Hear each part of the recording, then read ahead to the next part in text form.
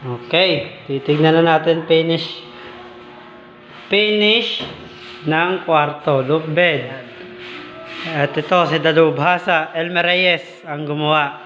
I-demo niya sa atin kung ano yung mga mechanics at mga drawer, cabinet. Nakikita nyo naman. Soft close. Tapos storage sa ilalim ng hagdan. Ayan. Dito pa. At ang malupit, meron tayong storage dito. Ayan. Ito yung built-in cabinet. Nakikita nyo naman. Ayan.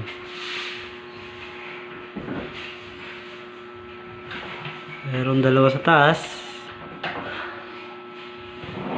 Drawer. Drawer.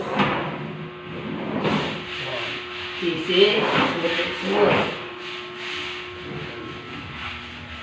Okay. Ayan. Okay, kita nyo naman disenyo. Lagyan natin ng ilaw mga kaibigan. Ayan.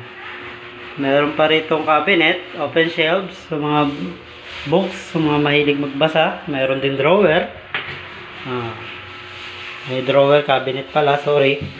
Ayan, cabinet yan. Pare-parehas yan. Kahit ihampas mo ng sara, automatic siya na sumasara ng kusa. Dahil hydraulic yan. Nakita nyo naman yung unang kwarto, pang lalaki, kulay blue. Ito naman yung kabila. Yan. Same ng disenyo, kaya kung papansinin nyo, para na siyang salamin. Nakita nyo, parang nakatingin sa salamin na may magkaibang kulay. Same ng disenyo yan mga kapatid. Kung gusto nyo magpagawa, i-PM nyo lang ako. Akong bahala sa inyo. Same design.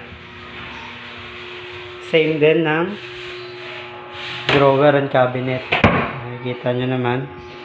Pare-parehas na soft touch yan. Ganon din. Meron din dito. Storage. Gusto yung lagay ng mga kung ano-ano. Same thing. Parehas lang siya. Sa drawer. Smooth. Yan. Ganun din sa cabinet. Kahit ihampas mo yan, ang lakas ng palo ko pero hindi siya lumagapak dahil sa hydraulic yung ginamit sa kanyang bisagra. Kaya makikita nyo naman, ganun din. Kaya kay babae marami kang loloy, pwede kang maglagay ng design or ng mga picture frame. Yan, pwede ka rin maglagay ng salamin mo dyan. Yan. May cabinet din, pero wala pa tong holder. Lalagyan pa lang, kakapinish lang nito.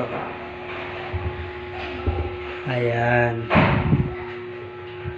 Same din yung design ng cabinet, built-in cabinet. So hindi pa tapos yan dahil dito lalagyan pa yan ng mirror. Ng whole body mirror. Para at least pagka magbibihis, dito ka tatapat. Sana dapat dito sa pinto. Kaso masyado nang makitid dahil maliit lang yung kwarto niya. So ano pa iniintay nyo? Maliit ba kwarto nyo?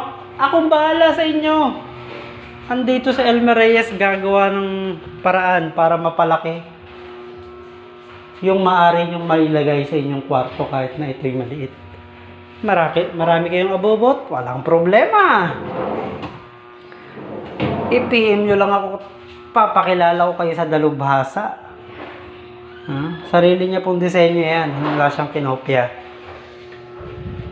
Ayan, nakikita nyo naman.